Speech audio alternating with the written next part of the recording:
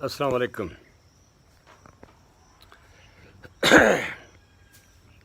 ਤੁਹਾਡਾ ਆਪਣਾ ਦੋਸਤ ਮੈਂ ਯਾਨੀ ਕਿ ਅਸ਼ਰਫ ਸੈਫਾਈ ਬੰਦਾ ਹਾਜ਼ਰ ਹੈ ਜਨਾਬ।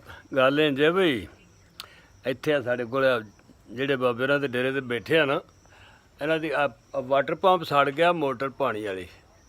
ਹਾਂਜੀ, ਉਹ ਇੱਕ ਦੋ ਡੰਗਰ ਰੱਖੇ ਨੇ ਨਾ, ਅਤੇ ਪਾਣੀ ਦਾ ਸਖਤ ਗਰਮੀ ਦੇ ਵਿੱਚ ਬੜਾ ਮਸਲਾ ਬਣਿਆ ਹੋਇਆ। ਅਤੇ ਮੈਂ ਪੁੱਛਦਾ ਸਾਂ ਵੀ ਤੁਸੀਂ ਇਹ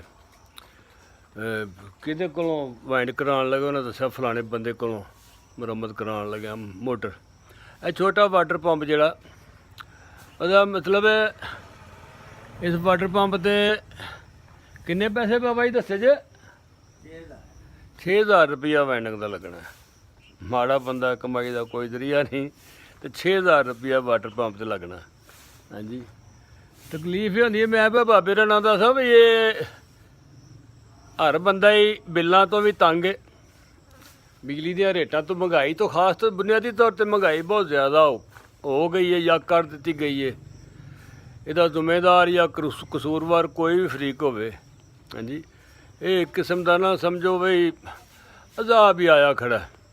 ਹਾਂਜੀ, ਉਹ ਮੋਟਰ ਉਹ ਸਾਹਮਣੇ ਖੜੀ ਹੈ, ਉਹ ਵਾਲੀ ਵਾਟਰ ਪੰਪ ਪਾਣੀ ਵਾਲਾ।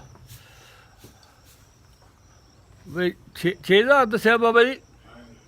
6000 ਰੁਪਈਆ ਵੈਂਡਰ ਨੇ ਲੈਣਾ, ਮਾੜਾ ਬੰਦਾ ਕਿੱਥੋਂ ਦੇਗਾ? ਮੈਂ ਬਾਬੇ ਨਾਲ ਪਿਆਂਦਾ ਵੀ ਇਹ ਸਾਰੇ ਪ੍ਰੋਗਰਾਮ ਜਿਹੜੇ ਨਾ, ਤੇ ਕਿਸੇ ਦਾ ਤਾਂ ਨਾਂ ਲੈਣਾ ਹੀ ਪੈਣਾ ਵੀ ਫਲਾਣਾ ਕਸੂਰਵਾਰ ਹੈ, ਫਲਾਣਾ ਗੁਨਾਹਗਾਰ ਹੈ। ਉਹਦੇ ਵਿੱਚ ਭਾਵੇਂ ਅਸੀਂ ਆਪ ਵੀ ਕਸੂਰਵਾਰ ਹੋਵੀਏ, ਚਲੋ ਮਾਲਕ ਬਿਹਤਰ ਜਾਣਦਾ। ਮੈਂ ਆਪਾਂ ਇਹਨਾਂ ਨੂੰ ਨਾ ਮਾਰਨ ਦੇ ਪ੍ਰੋਗਰਾਮ ਨੇ। ਇੱਕ ਸੀ ਨਾ ਬਾਦਸ਼ਾਹ, ਅਤੇ ਮੁਤਕੱਬਰ ਕਿਸਮ ਦਾ ਬਾਦਸ਼ਾਹ, ਅਤੇ ਉਹਨੂੰ ਨੁੱਕਰ ਸੀ ਇੱਕ ਵੀ ਦੂਸਰਾ ਬੰਦਾ ਜਿਹੜਾ ਗੱਲ ਕਰੇ ਉਹ ਉਹਨੂੰ ਸਿਖਾਉਂਦਾ ਨਹੀਂ ਸੀ ਹੁੰਦਾ। ਇੱਕ ਬੰਦੇ ਦੇ ਨਾਲ ਚੜ੍ਹ ਕੇ ਗੱਲ ਕੀਤੀ, ਉਹਨਾਂ ਆਖਿਆ ਇਹਨੂੰ ਮਾਰ ਦਿਓ, ਮਾਰ ਛੱਡਿਆ। ਦੂਜੇ ਕਿਸੇ ਗੱਲ ਕੀਤੀ, ਉਹਨੂੰ ਮਾਰ ਦਿੱਤਾ। ਉਹਦਾ ਮਤਲਬ ਇਹ ਹੁੰਦਾ ਸੀ ਮੇਰੀ ਜਲਾਲੀਅਤ ਨੂੰ ਤਸਲੀਮ ਕੋਈ ਨਹੀਂ ਕਰਦਾ। ਉਹ ਪੁਰਾਣਾ ਜ਼ਮਾਨਾ ਸੀ, ਬਹੁਤ ਕਦੀਮ ਦੌਰ ਦੀ ਗੱਲ ਹੈ ਕਿ ਉਹਨੇ ਹੌਲੀ ਨਾ ਸਾਰੇ ਲੋਕ ਹੀ, ਆਪਣੇ ਛੋਟਾ ਜਿਹਾ ਸ਼ਹਿਰ ਸੀ, ਆਪਣੇ ਸਾਰੇ ਲੋਕ ਮਰਵਾ ਛੜੇ। ਫਿਰ ਉਹ ਆਪਣੀ ਪੁਲਿਸ ਫੌਜ ਜੋ ਵੀ ਮਹਿਕਮੇ ਹੈ ਸਨ ਨਾ ਉਹਦੇ ਕੋਲ, ਉਹ ਵੀ ਮਰਵਾ ਛੜੇ, ਸਾਰੇ ਖ਼ਤਮ ਕਰ ਛੜੇ। ਅਖੀਰ ਥੋੜ੍ਹੇ ਜਿਹੇ ਗੁਲਾਮ ਰਹਿ ਗਏ। ਉਹ ਗੁਲਾਮਾਂ ਵਿੱਚੋਂ ਵੀ ਕਦੇ ਇੱਕ ਨੂੰ ਮਾਰ, ਕਦੇ ਦੂਜੇ ਨੂੰ, ਕੁਝ ਘਰ ਦਿਆ ਮਰਵਾ ਛੜਿਆ ਆਪੀ ਉਹਨੇ। ਅਤੇ ਮਤਲਬ ਉਹਦਾ ਸੀ ਵੀ ਮੇਰੀ ਹੁਕਮਰਾਨੀ ਨੂੰ ਤਸਲੀਮ ਕਿਉਂ ਨਹੀਂ ਕੋਈ ਕਰਦਾ? ਮੈਂ ਹੁਕਮਰਾਨ ਹਾਂ, ਮੈਨੂੰ ਤਸਲੀਮ ਕਿਉਂ ਨਹੀਂ ਕੋਈ ਆਪਣਾ ਆਪ ਤਸਲੀਮ ਕਰਵਾਉਣ ਵਾਸਤੇ ਸਾਰੀ ਬਾਦਸ਼ਾਹੀ ਤੇ ਲੋਕ ਮਾਰ ਛੜੇ। ਮੈਂ ਹੁਕਮਰਾਨੀ ਕਰਾਂਗਾ। ਹੱਤਾ ਕਿ ਆਪਣਾ ਆਖਰੀ ਨੌਕਰ ਵੀ ਆਪਣੀ ਹੱਥੀ ਤਲਵਾਰ ਫੇਰ ਕੇ ਮਾਰ ਛੜਿਆ। ਵੀ ਤੈਨੂੰ ਹਯਾ ਨਹੀਂ ਆਈ? ਤੈਨੂੰ ਪਤਾ ਨਹੀਂ ਵੀ ਮੈਂ ਬਾਦਸ਼ਾਹ ਵਾਂ ਅਤੇ ਮੈਂ ਵੱਡਾ ਵਾਂ? ਹਾਂਜੀ, ਉਸ ਮੁਤਕੱਬਰ ਬਾਦਸ਼ਾਹ ਨੇ ਆਪਣੇ ਸਾਰੇ ਮਾਰ ਦਿੱਤੇ। ਅਤੇ ਜਿਵੇਂ ਉਹ ਆਦਤ ਸੀ ਨਾ ਉਹਦੀ, ਉਹ ਜਿਵੇਂ ਇੱਕ ਫਿਲਮ ਦੇ ਵਿੱਚ ਵੀ ਮੁਗਲ ਆਜ਼ਮ ਵਿੱਚ ਉਹਨੇ ਆਖਿਆ ਪਾਣੀ ਪੇਸ਼ ਕੀਤਾ ਜਾਏ। ਪਾਣੀ ਕੌਣ ਪੇਸ਼ ਕਰੇ? ਸਾਰੇ ਮਾਰ ਚੜੇ ਸਨ। ਹਾਂਜੀ, ਇੱਥੇ ਹੁਣ ਮਹਿੰਗਾਈ ਆਖਰੀ ਹਥਿਆਰ ਇਹ ਸੀ ਕਿ ਮਹਿੰਗਾਈ ਨਾਲ ਮਾਰਨੇ ਨੇ ਸਾਰਿਆਂ ਲੋਕਾਂ ਨੂੰ ਮਾਰ ਕੇ, ਅਤੇ ਬਾਦਸ਼ਾਹੀ ਕਿਤੇ 'ਤੇ ਕਰਨੀ ਜੇ। ਹਾਂਜੀ, ਇਹ ਜਿਹੜੇ ਵੀ ਜਿੱਥੇ ਵੀ ਬਾਦਸ਼ਾਹ ਨੇ ਉਹਨਾਂ ਨੂੰ ਪੁੱਛਣ ਵਾਲੀ ਹੈ। ਆਵਾਮ ਦਾ ਜ਼ਿੰਦਾ ਰਹਿਣਾ, ਜ਼ਮੀਨੀ ਹਕਾਇਕ ਸਲਾਮਤ ਰਹਿਣੇ, ਫਿਰ ਬਾਦਸ਼ਾਹੀ ਦਾ ਸਵਾਦ ਹੁੰਦਾ।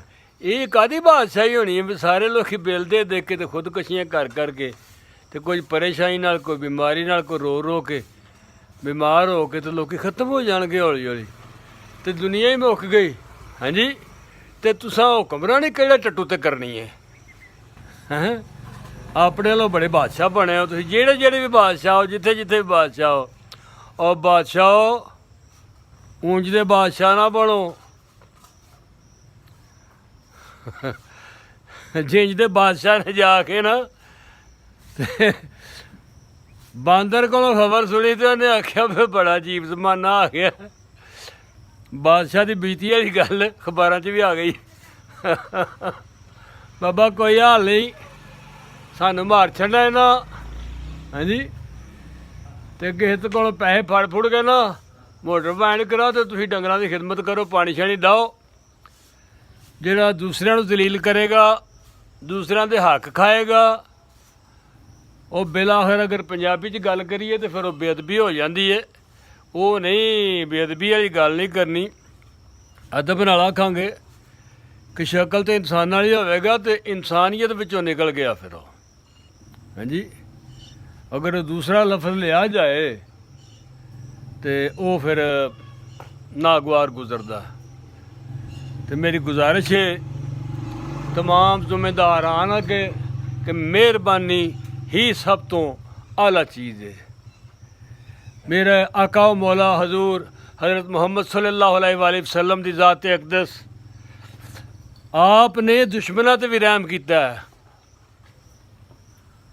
ਉਹ ਹਯਾਲ ਐ ਲੋਕੋ, ਇਸ ਨੂੰ ਸੋਚੋ ਗੱਲ ਨੂੰ ਕਿ ਜਿਹਦਾ ਤੁਸੀਂ ਕਲਮਾ ਪੜ੍ਹਦੇ ਹੋ ਉਹਨੇ ਦੁਸ਼ਮਣਾਂ 'ਤੇ ਵੀ ਰਹਿਮ ਕੀਤਾ, ਉਹ ਗੈਰਾਂ ਦਾ ਵੀ ਭਲਾ ਸੋਚਿਆ।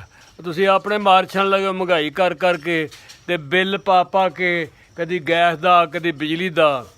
ਹਾਂਜੀ, ਉਹ ਤੁਹਾਡੇ ਵਿੱਚ ਕਿਸੇ ਆਖਿਆ ਸੀ ਕਿ ਅਸੈਂਬਲੀ 'ਚ ਕਿਸੇ ਸੈਨੇਟ 'ਚ ਕੋਈ ਸ਼ਰਮ ਹੁੰਦੀ ਹੈ, ਕੋਈ ਹਾ ਹੁੰਦਾ, ਉਹ ਅਸਾਂ ਤਾਂ ਤੁਸੀਂ ਆਖਿਆ ਨਾ। ਹਾਂਜੀ, ਵੈਸੇ ਨਜ਼ਰ ਨਹੀਂ ਆ ਰਿਹਾ ਕਿਸੇ ਪਾਸੇ ਸਾਡੀ ਇਹ ਹਕੀਕੀ ਤੌਰ 'ਤੇ ਬਦਦੁਆ ਤੇ ਸਾਡੀ ਦੁਆ ਹੈ ਉਂਝ ਅੱਲਾ ਤੁਹਾਨੂੰ ਹਦਾਇਤ ਦੇ ਤੇ ਅੱਲਾ ਤੁਹਾਨੂੰ ਮੱਤ ਪਾਏ ਤੇ ਇਸ ਮੁਲਕ ਦੀ ਮੈਸ਼ਤ ਨੂੰ ਬਿਹਤਰ ਚਲਾਉਣ ਦੀ ਤੌਫੀਕ ਅਤਾ ਫਰਮਾਏ। ਆਮੀਨ ਸੁਮਾ ਆਮੀਨ। ਤੇ ਆਪਣਾ ਬਸ ਮੈਂ ਕੁਝ ਕਹਿਣਾ ਨਹੀਂ ਚਾਹੁੰਦਾ ਇਸ ਵਾਸਤੇ ਕਿ ਫਿਰ ਬੇਅਦਬੀ ਹੋ ਜਾਣੀ ਹੈ।